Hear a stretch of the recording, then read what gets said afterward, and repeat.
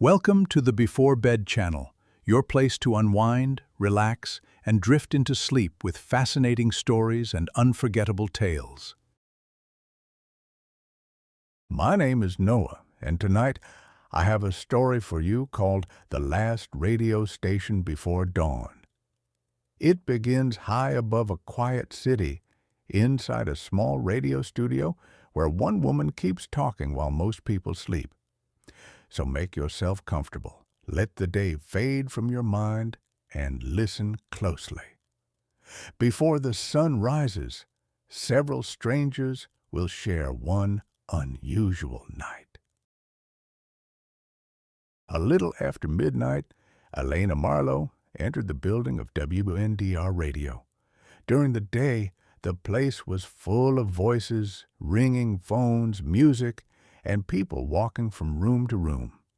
At night, almost everything became still. Only a few lights remained on, and the soft sound of the air system followed her through the empty hall. Elena was 39 years old and had worked at the station for 11 years. Her program was called Between Midnight and Morning. It was made for people who were still awake while the rest of the city slept. Drivers on long roads, workers on late shifts, students finishing their work, and people who simply could not fall asleep. Elena liked working at night. She did not have to speak quickly or pretend that everything was exciting. Between songs, she could leave a few seconds of silence. She could talk about simple things without trying to make them sound important. Her listeners seemed to understand that nighttime conversations did not need to hurry. The studio had a wide window overlooking the city. From her chair, Elena could see hundreds of small lights in apartment buildings and houses below. She often wondered about the people behind those windows. Some might be feeding a baby. Some might be waiting for someone to come home.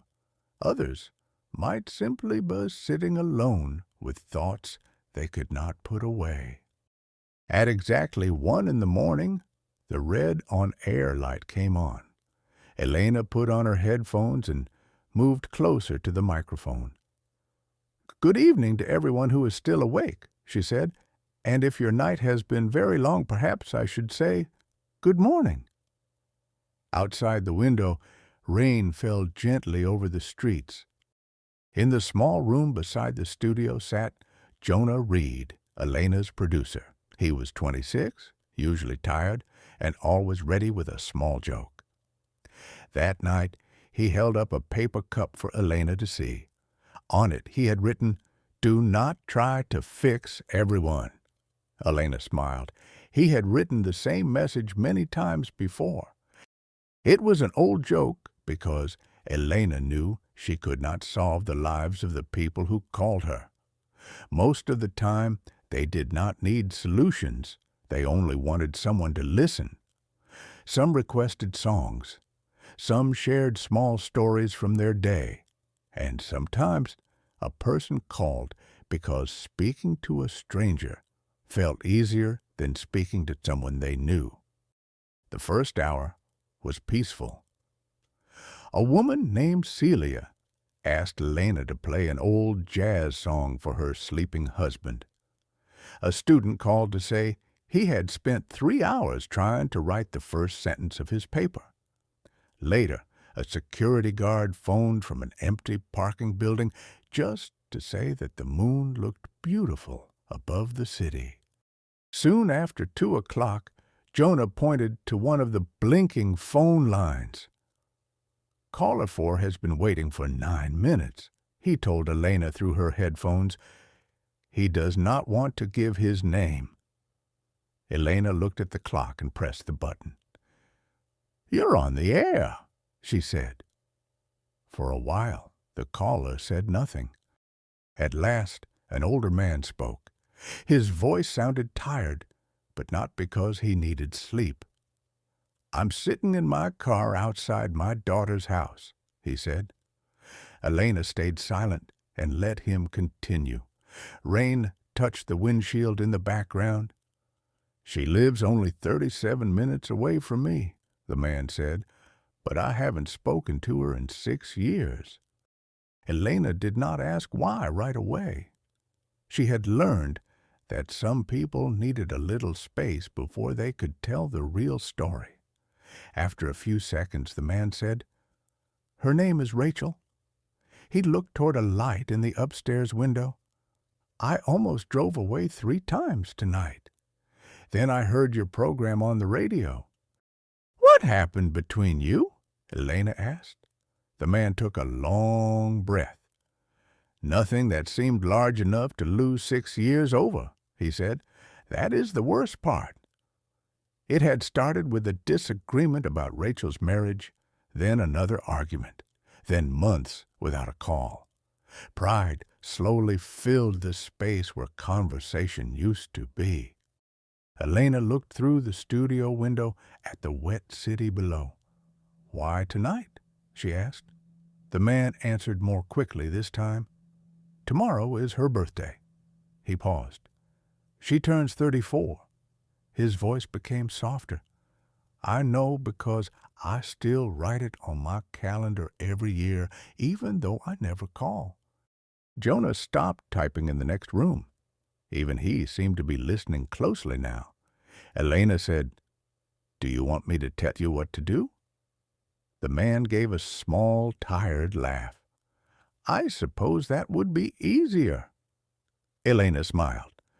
"Then I'm afraid I may disappoint you. I think you already know what you want to do."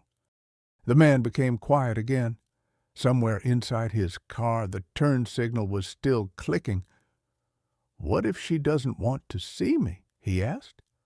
Elena answered, "Then you will know. But right now, you are sitting outside her house carrying an answer you invented 6 years ago." She let the sentence rest without adding anything more. For nearly half a minute, the line remained open. Then the man said, "There's a porch light on." Elena glanced at Jonah. "Was it on before?" she asked. "No," he replied. A door opened faintly in the background. The man whispered, "Someone just came outside." Then the call ended. Elena stared at the silent phone line. Jonah lifted both hands as if to say he had no idea what had happened. Elena returned to the microphone. "Well," she told the listeners, "I suppose some conversations do not need an audience." Then she played a quiet song and leaned back in her chair. While the music played, Elena opened a small notebook she kept beside the console. She wrote down only 2 words, "Rachel's father." She had hundreds of notes like that, a name, a place, sometimes a short sentence. She told herself they were reminders for future broadcasts, though she rarely looked at them again. At 2:30, another call came through. This time, the voice belonged to an elderly woman named Miriam. She sounded cheerful at first and asked Elena whether she had ever made too much tea by mistake. Elena laughed. "Almost every day." Miriam replied, "I make 2 cups every night. But for me, it isn't a mistake." Miriam explained that her husband, Henry, had died 4 years earlier. For 52 years, they had shared tea before bed. After he was gone, she tried making only 1 cup, but the empty space beside the kettle felt stranger than the second cup ever did. "So I still make his," she said. "I just don't know when I'm supposed to stop." Elena asked Miriam whether making the second cup made her feel better or worse. Miriam thought for a moment. "Both," she said. "It comforts me, but it also reminds me that he is not here to drink it." Elena looked at the steam rising from her own coffee. "Maybe you do not have to stop all at once," she said. "Some habits need time to become memories." Miriam gave a soft laugh. Henry would probably tell me I am wasting good tea. Elena smiled. What kind did he like? Earl Grey, much too strong, no sugar. Miriam sounded warmer now. He always left the spoon inside the cup even though I told him not to.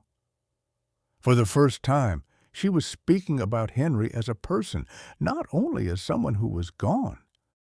Before ending the call, Miriam said, Maybe tomorrow I will make one cup and keep his old mug beside mine.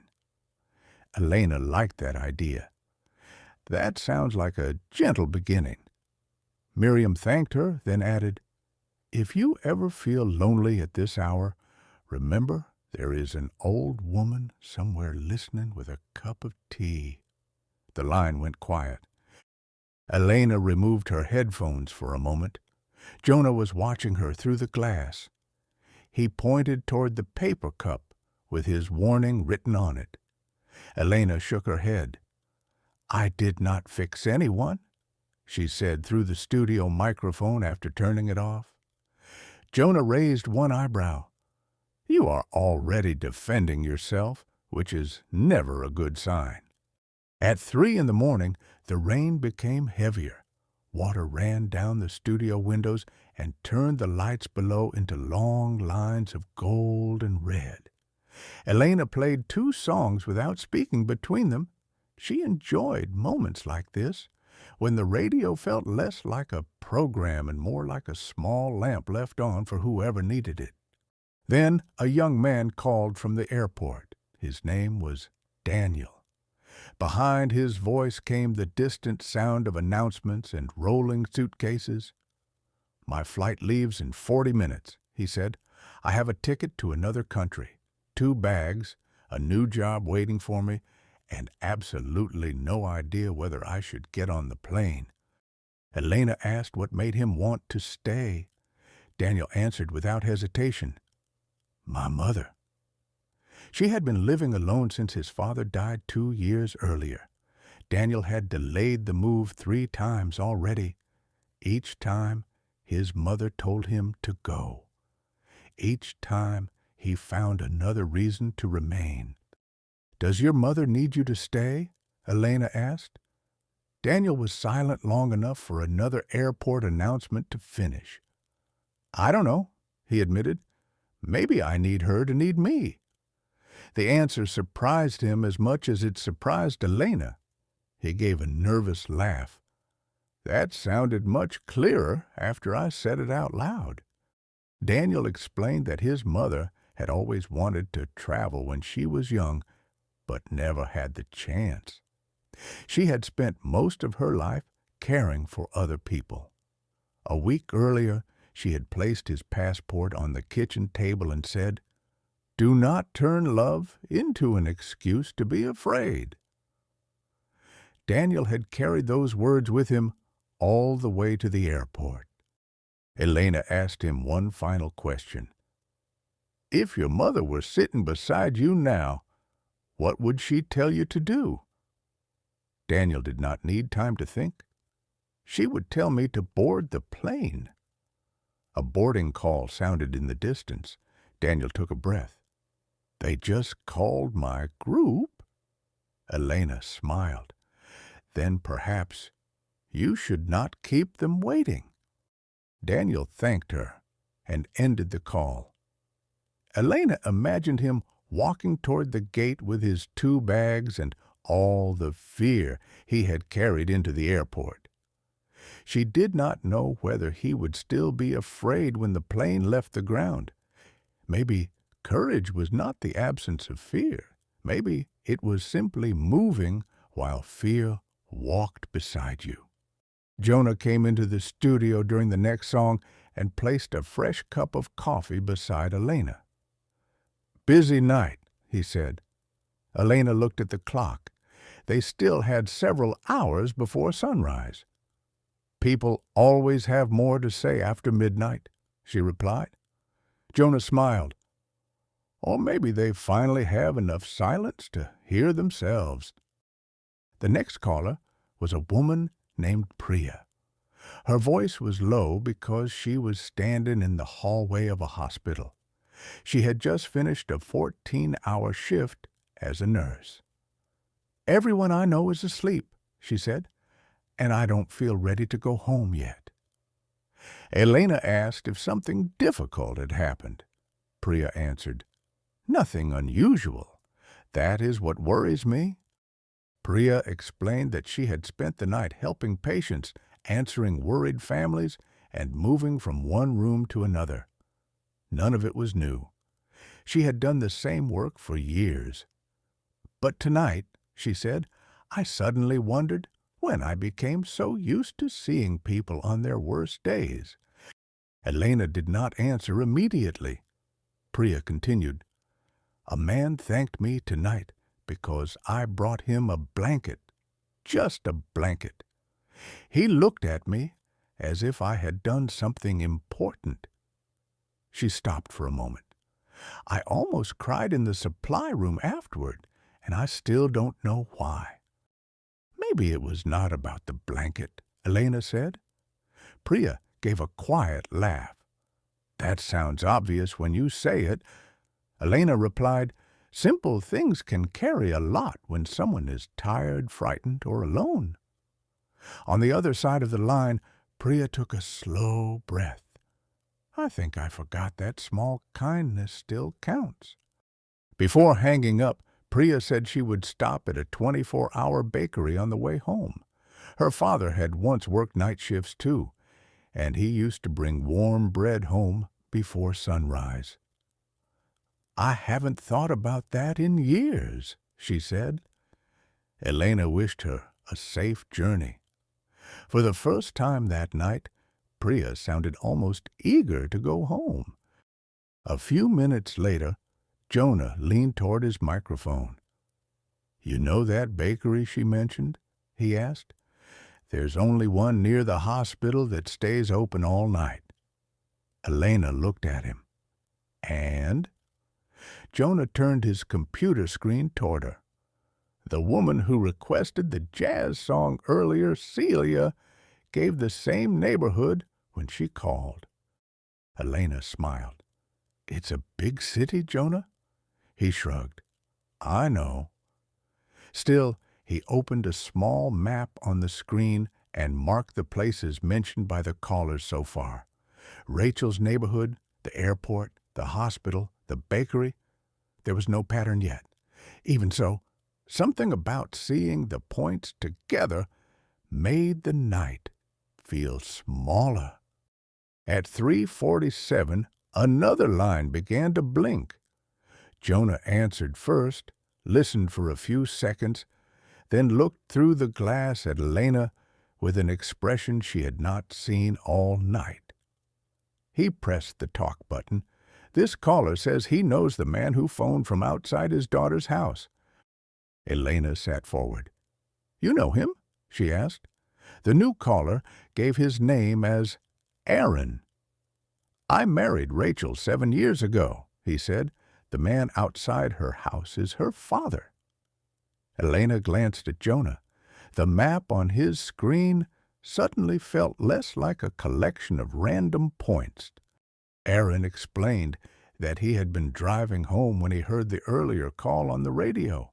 He recognized the man's voice almost at once.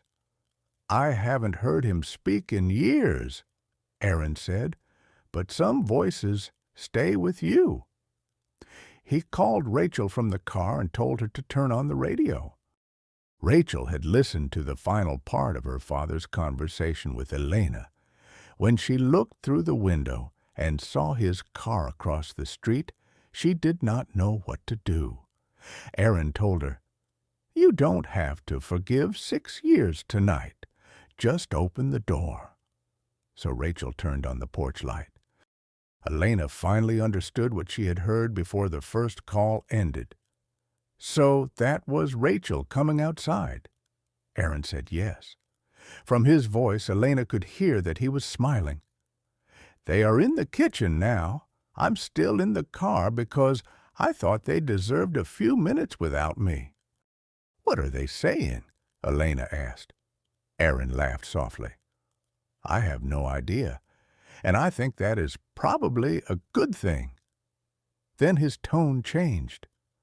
For years, I thought one of them had to make the first move. Tonight, I realized that sometimes another person only needs to open a small space between two people. Before ending the call, Aaron asked Elena to play something gentle. Rachel's father used to play old piano records when she was a child, he said. Elena searched the station library and found one. As the first notes filled the studio, Jonah removed one of the marks from his map and replaced it with a small circle around Rachel's neighborhood. While the piano played, Elena watched rain slide down the window. One call had reached another house, then another person, and changed what happened there. Radio usually felt like sending words into darkness without knowing where they landed. Tonight, for once, Elena could see a little of the path they had taken. At 4 o'clock, the station received a short message from Daniel at the airport. Jonah read it to Elena during the break. I boarded the plane. My mother cried when I called her. Then she told me to stop wasting expensive airport Wi-Fi and enjoy my life. Elena laughed so suddenly that she nearly spilled her coffee. Jonah added Daniel's airport to the map again, this time with a small arrow pointing away from the city. There, he said, one person actually escaped. Elena smiled. He wasn't escaping. Jonah considered that. Fine. One person finally left when he was supposed to. Elena decided that was closer to the truth. Then another message arrived, this one from Miriam. It contained a photograph of 2 mugs on a kitchen table. One held fresh tea. The other was empty, but beside it lay a small silver spoon. Under the picture, Miriam had written, 1 cup tonight. I kept him a place, not a drink. I think he would understand. Elena kept looking at Miriam's message even after Jonah had closed it on the screen. The empty mug beside the full one stayed in her mind. There was something peaceful about it. Not forgetting, not pretending, just making room for a new way to remember. She wrote a short note in her notebook. A place can remain without being filled. The next caller was a man named Luis, who drove a city bus through the night. He said he often listened to Elena during the last half of his route. Most people are going home by then, he explained, but every now and then someone gets on who looks like they have no idea where home is. Luis told her about a passenger he had seen every Thursday for almost a year. The man always boarded at the same stop near the old theater, rode to the end of the line, then stayed seated until Luis asked where he wanted to get off. He always says the same thing, Luis added. One more stop. Elena smiled at the strange habit. Where does he finally get off? She asked. Luis answered, at the hospital. That caught her attention. It was the same hospital where Priya worked. Luis continued, he brings flowers, but sometimes he leaves with the same flowers still in his hands. Jonah looked up from his map. Elena noticed it too. Luis had no idea why the man went there, and Elena did not want to turn someone's private life into a puzzle for the radio. Still, the connection stayed in the back of her mind. One city, one rainy night, more lives crossing than anyone could see. Luis said he had thought about asking the passenger if he was all right, but every time the words felt too personal.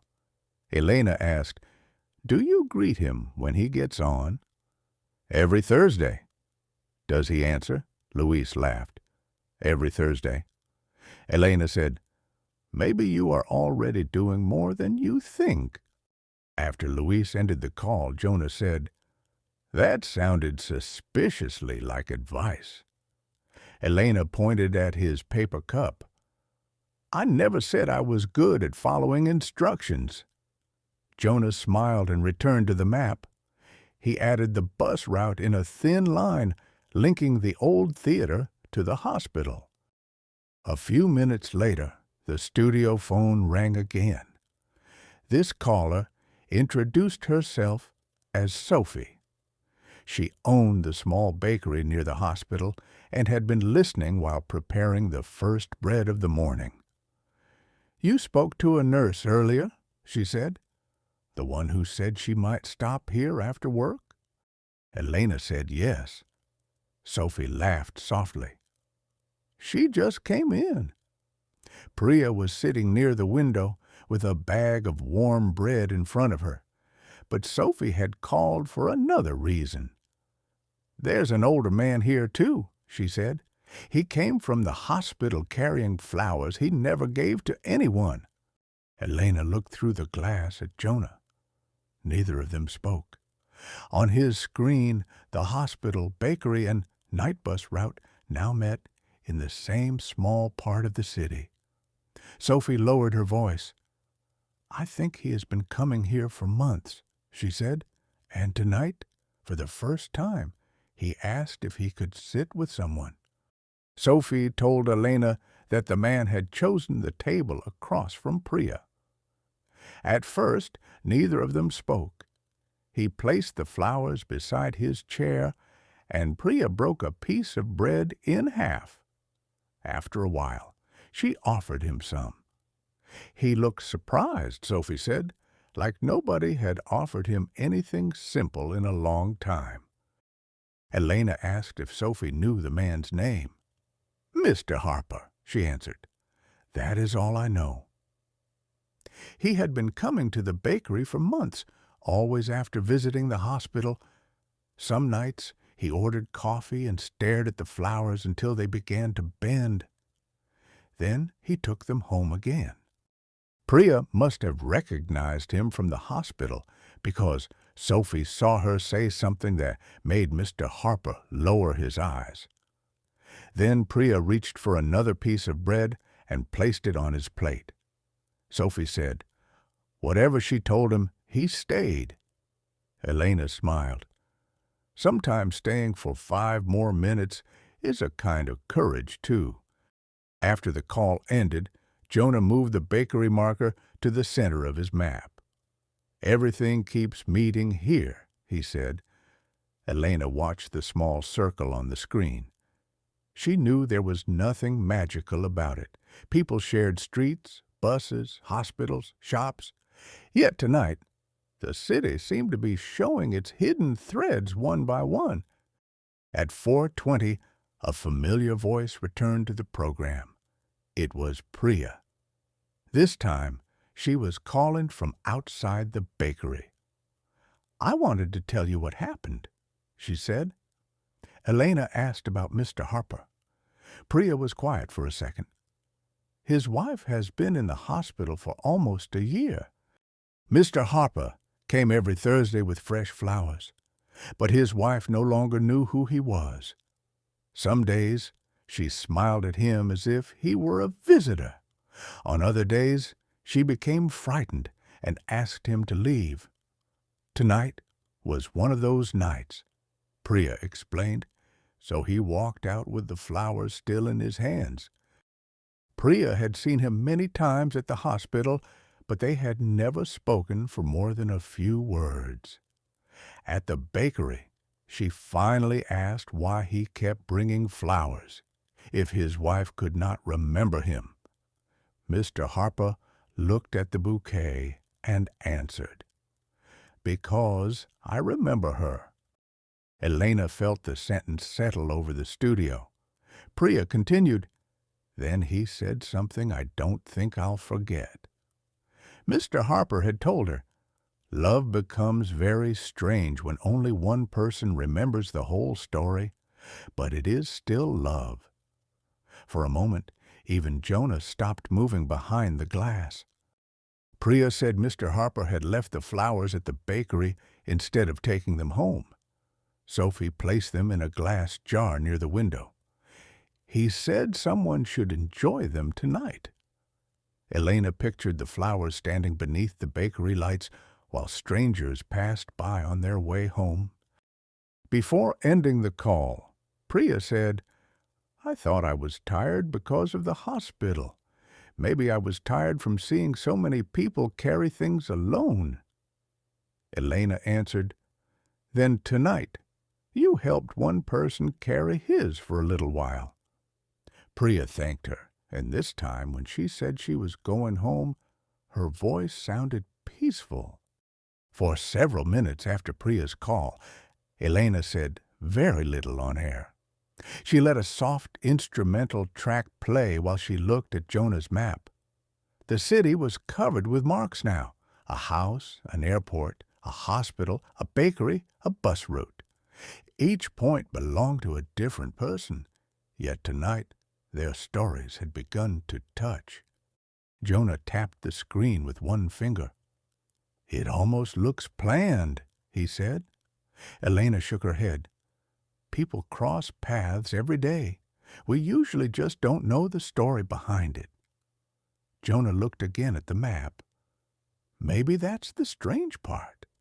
Not that these people are connected, but that we almost never notice how often it happens." At 4:35, a woman named Leah called from a small apartment near the river. She sounded uncertain about being on the radio. "I almost hung up twice," she admitted. Elena told her she could leave whenever she wanted. Leah thanked her.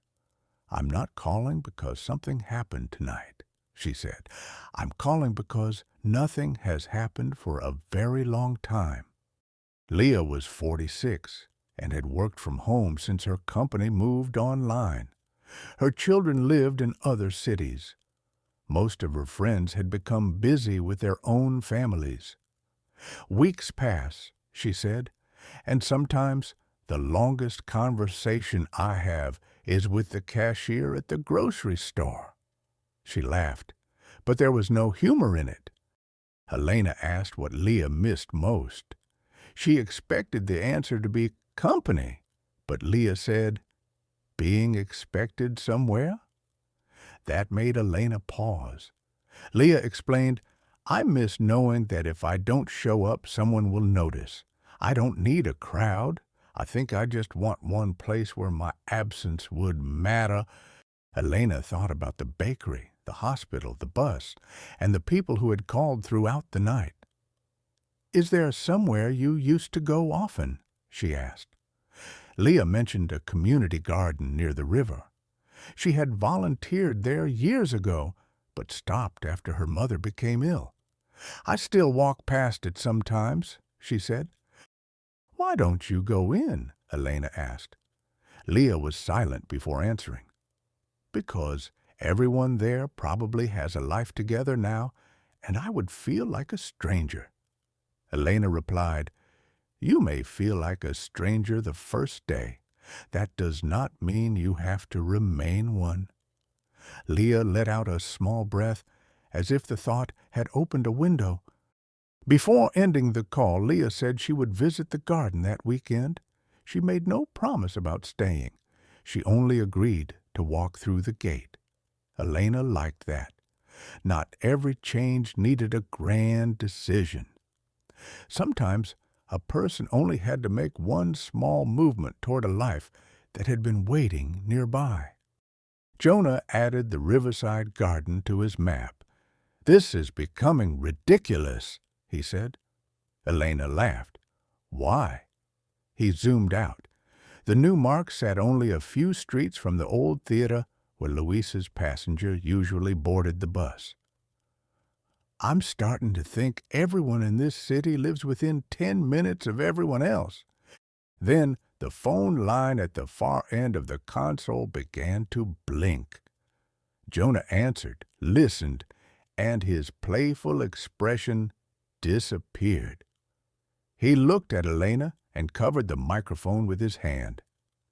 "This caller says he has been listening since the beginning of the show," he said, "and he says he knows you." Elena felt a small knot form in her stomach. "Did he give a name?" she asked. Jonah shook his head. "No, He only said you would recognize his voice." Elena stared at the blinking line for a moment, then pressed the button. "You're on the air," she said. A man answered. "It has been a long time, Elena." She knew the voice before he finished the sentence. "Marcus?" she said. Jonah looked up sharply. Marcus was Elena's younger brother.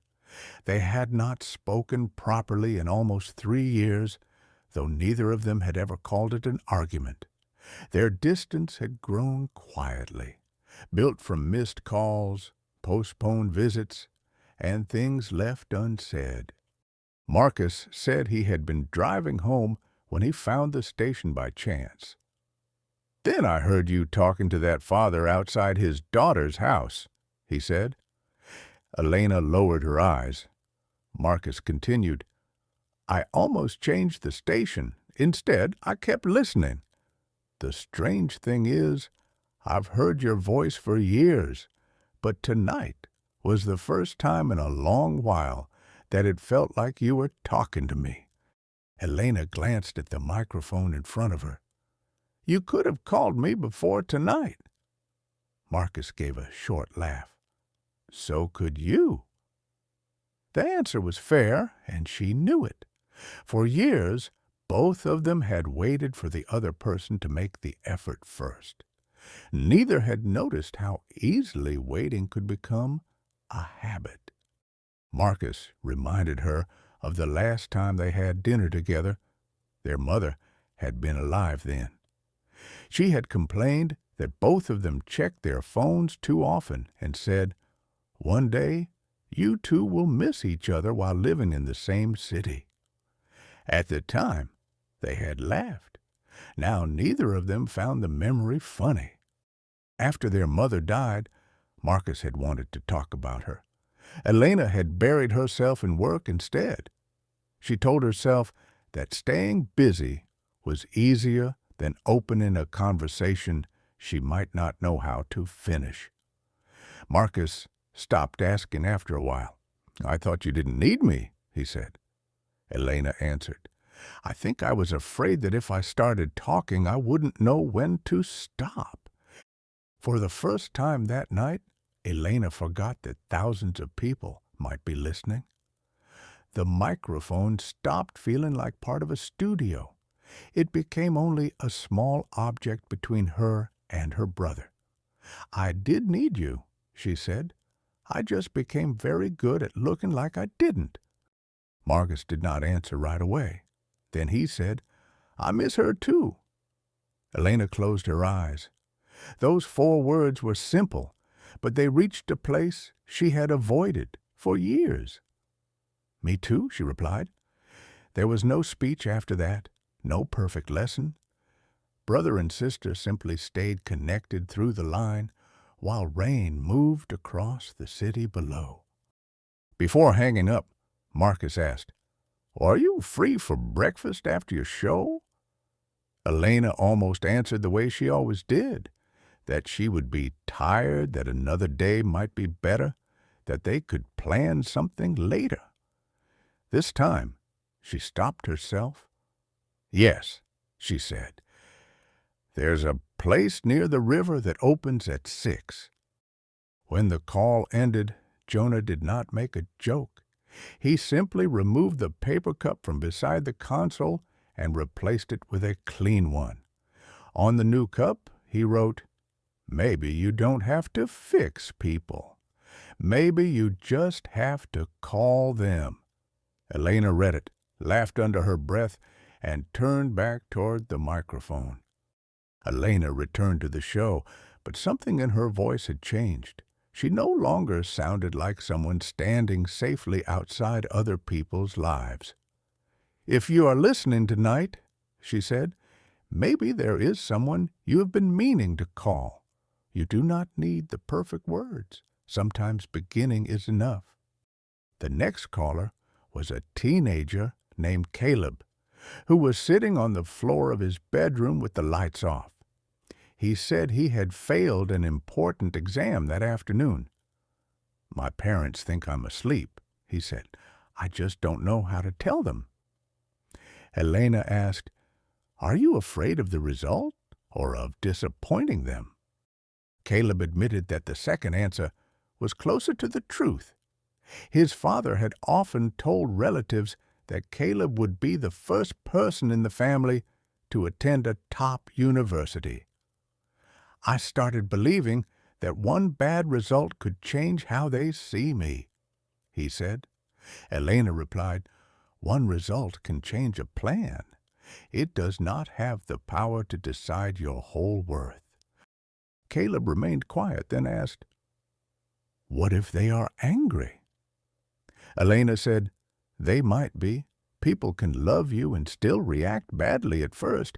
Give them the chance to understand after the first reaction passes." Caleb said he could hear his father walking downstairs. "Maybe I should go now," he whispered. "Maybe," Elena said. "You should." After Caleb hung up, Jonah looked at the clock. Dawn was less than an hour away. The darkness outside had started to lose its deepest color. The rain had stopped too, leaving the streets bright under the lamps. Elena realized how many people had called simply because they needed someone to stay with them for a few minutes. A message arrived from Luis, the bus driver. He wrote that Mr. Harper had boarded his bus again after leaving the bakery. This time, he was not carrying flowers. When Luis greeted him, Mr. Harper smiled and said, "Home, please." It was the first time in months he had named a destination. Jonah read the message twice. "That one got me," he admitted. Elena smiled at him. "You have been pretending all night that you are above this." Jonah leaned back in his chair. "I work in radio. Pretending is part of the job." Elena laughed, and the sound felt lighter than it had at the beginning of the night. Another message came from Miriam. She wrote only one sentence. "I drank my tea by the window tonight, and for the first time in years I noticed the sunrise might be beautiful." Elena read it slowly on air. She did not add anything afterward. The sentence already carried enough on its own. At 5:15, Elena received a short voice message from Rachel. Her voice was shaky but warm. "My father is still here," she said. "We have not solved everything. We probably will not tonight. But he is sitting at my kitchen table, and I made him coffee." Elena closed her eyes and smiled. The sky beyond the studio windows had begun to turn pale blue. The city was waking one light at a time. Elena looked at Jonah's map, now crowded with marks and lines, and understood something simple. Most people never knew how close they were to someone else's turning point. A bus ride, a bakery table, a phone call, or a single open door could quietly become part of another person's story. At 5:20, Jonah noticed one phone line that had appeared several times during the night. The caller would connect, remain silent, and leave before speaking. "Same number again," he told Elena. She looked at the blinking light. "If they call once more, keep the line open." Jonah nodded. Before that caller returned, a message arrived from Caleb. It was short. "I told them." Dad was upset for about 5 minutes. Mom made toast. "We are talking about what I can do next. I think I imagined something much worse than what actually happened." Elena read the message and smiled. She shared Caleb's message on air without giving his full name. "Sometimes fear writes the ending before the conversation even begins," she told the listeners. "And sometimes the real moment is much smaller, much kinder, and much more human than the one we built in our minds." Jonah glanced at the clock above the studio door. 40 minutes, he said. The final hour of the program always felt different. Delivery trucks were beginning their routes. Kitchen lights were turning on. People who had been awake all night were preparing to sleep while the rest of the city prepared to rise. The silent number called again. Jonah answered and waited. This time, he did not ask for a name. He simply said, "We are here." Nearly 10 seconds passed. Then a woman whispered, "Please don't hang up." Jonah looked through the glass at Elena and transferred the call. Elena greeted her gently. The woman said her name was Nora. She was sitting in a 24-hour laundromat with a basket of clean clothes beside her. "I've been listening since around 2, she said. "I kept calling because I wanted to say something. Then every time someone else spoke, I thought their reason was better than mine." Elena answered, "You do not have to earn the right to speak." Nora became quiet. Then she said, "I'm leaving my apartment this morning." There was no anger in her voice. "I have lived there for 18 years. My children grew up there. My marriage ended there. I packed the last box yesterday." Nora explained that the apartment had become too expensive after her divorce. She had found a smaller place across town and knew moving was the sensible choice. Still, she had spent the whole night washing curtains, blankets, and old clothes because she could not make herself go back for the final box. "It feels foolish," she said. "It doesn't sound foolish," Elena replied. "You are not only leaving rooms and furniture, you are leaving a place that held many versions of your life." Nora let out a breath. "That is exactly it. I know I need to go. I just don't know how to walk out without feeling as if I am abandoning everything that happened there." Elena looked at the pale morning sky beyond the window. "Maybe leaving a place does not mean leaving your life behind," she said. "The birthdays, arguments, dinners, laughter, and difficult days already happened. They belong to you now, not to the walls." Nora was silent for a moment. Then she said, "I think I can pick up that last box." Nora thanked Elena and ended the call. For a while, Elena kept thinking about the final box waiting in that apartment. Objects could be packed in hours, but leaving a chapter of life behind was rarely so simple. Some places stayed inside us long after the keys were handed over. Jonah looked at the map again and smiled. "I think we should stop adding marks," he said. "Soon there won't be any empty space left." Elena glanced at the screen. Maybe that's the point. The city was no longer a collection of streets. Tonight, it had become a web of people carrying private stories within a few miles of one another. A new message came from Sophie at the bakery. Mr. Harper had left, but Priya had bought the flowers he had placed by the window. She planned to take them back to the hospital and divide them among several rooms. "He wanted someone to enjoy them," Sophie wrote. "Now several people will." Elena read the message on air. One simple action had already moved through several hands that night. Flowers meant for one person had become comfort for others. It reminded her that kindness did not always stay where it began. Sometimes it traveled farther than the person who started it would ever know. The clock moved closer to 6. Outside, the first buses of the morning were filling with workers. Street cleaners passed beneath the studio windows. A coffee shop across the road switched on its sign. Elena had watched the city wake thousands of times, but that morning every light seemed to belong to someone whose story she had not yet heard. Jonah asked what she planned to tell the listeners before the program ended. Elena usually prepared her final words in advance. She had a folder full of short thoughts about rest, patience, and tomorrow.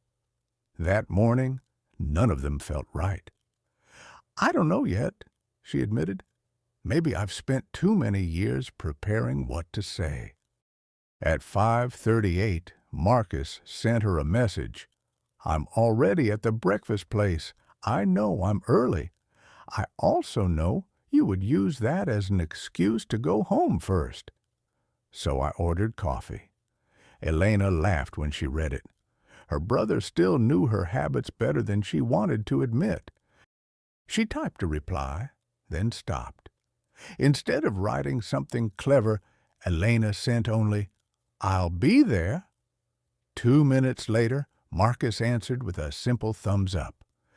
Years of distance were not repaired by 2 messages. Elena knew that, but perhaps relationships did not return through one great moment. Maybe they came back through many ordinary ones. Another message arrived, this time from an unknown number. Elena opened it and found a photograph of a porch in the early morning light. 2 coffee cups rested on a small table. Beneath the picture were the words, "Her birthday starts in 10 minutes. I'm still here. Thank you. Rachel's father." Elena placed the phone beside the console and looked toward the brightening horizon.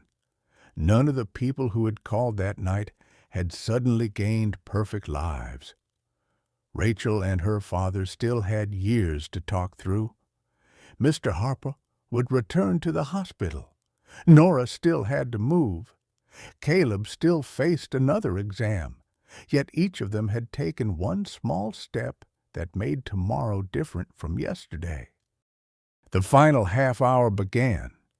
Elena lowered the music and spoke less than usual. She wanted to give the morning room to arrive. Through the glass, the city looked softer now. Rooftops had taken a shape, windows reflected the pale sky, and the streets no longer belonged only to those who had stayed awake. Jonah turned off the map on his screen. "I think we have enough lines for one night," he said. Elena nodded.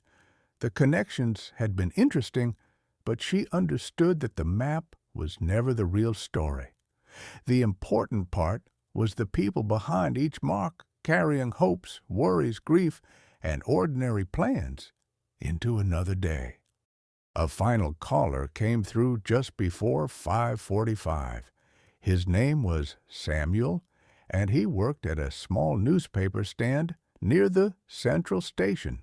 He had opened the shop early every morning for 31 years. "I do not really have a problem," he told Elena.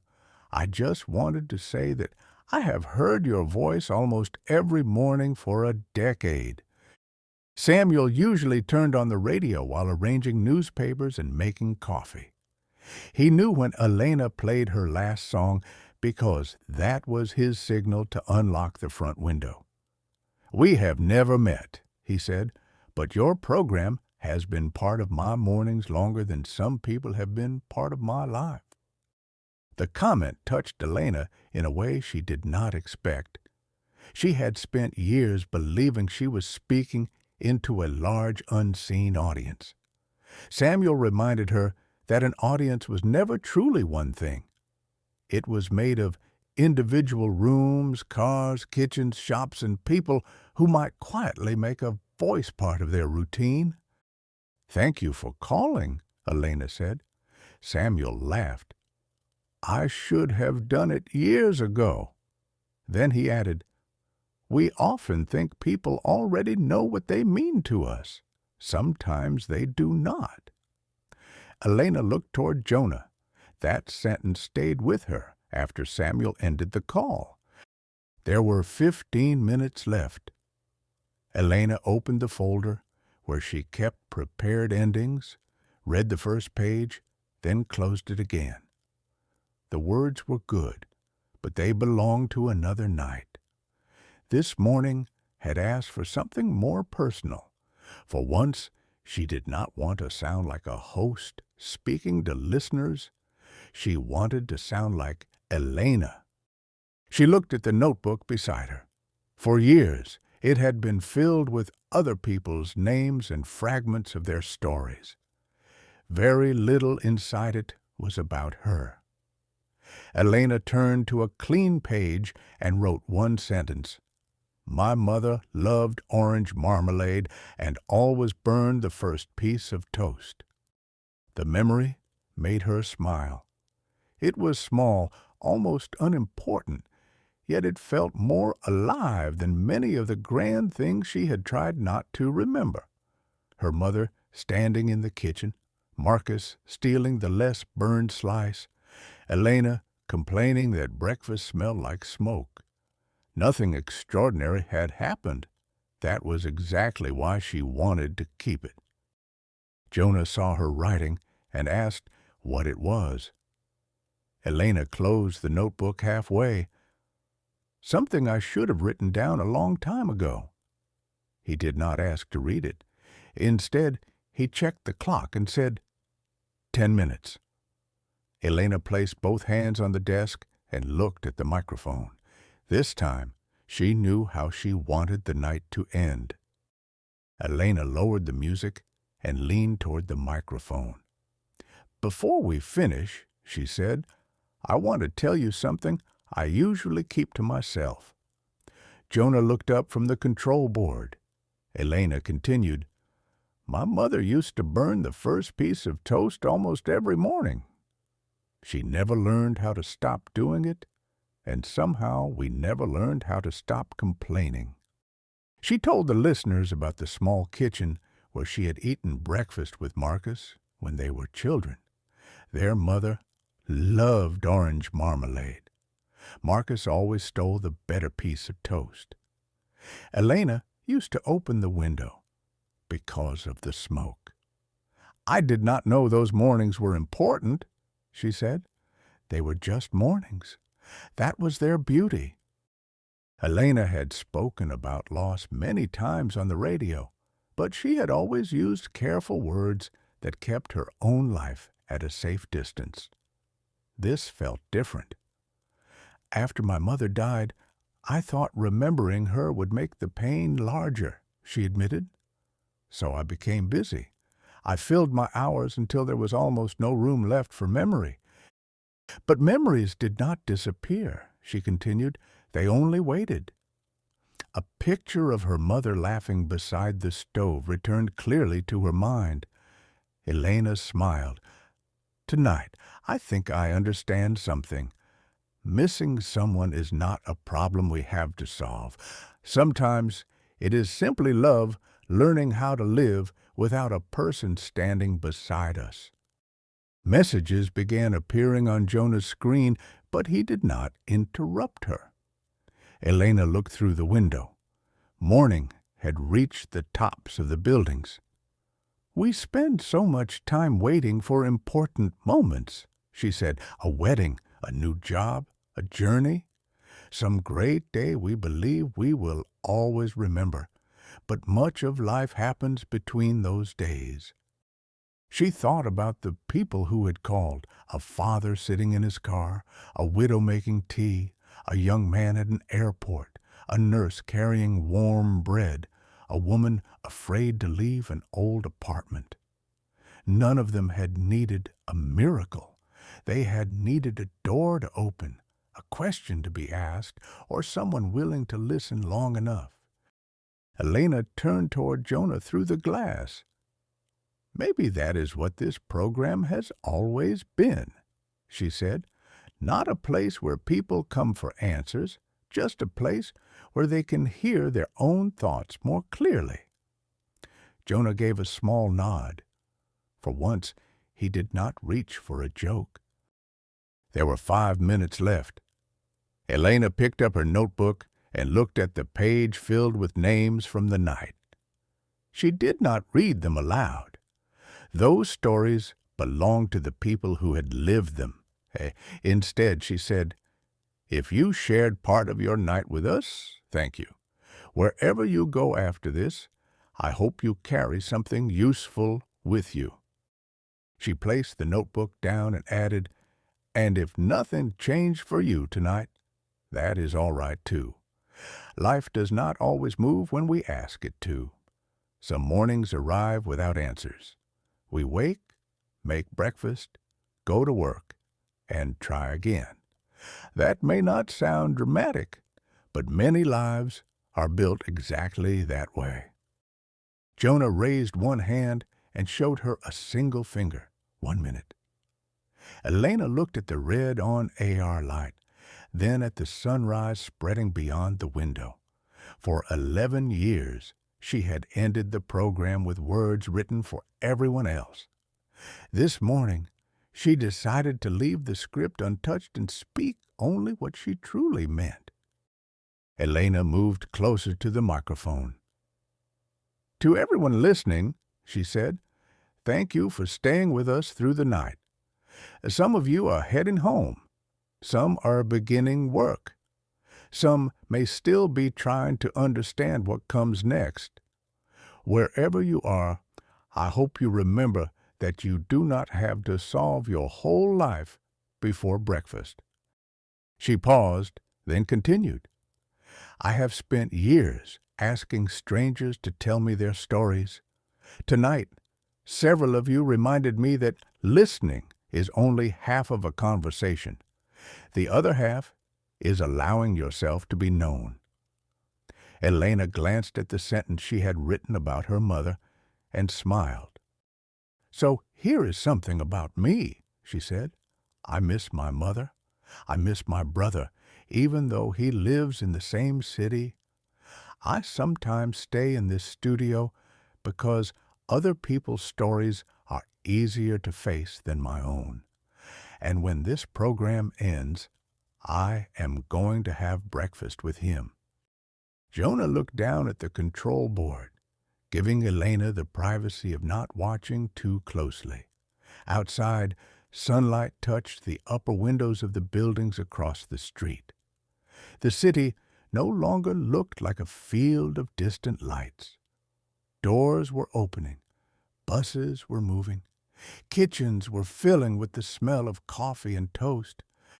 Elena said, "Maybe someone you love is only a phone call away. Maybe they are much farther. Maybe the person you need to speak kindly to is yourself. I cannot know. But if tonight has shown me anything, it is that small acts are rarely as small as they seem." A few seconds remained.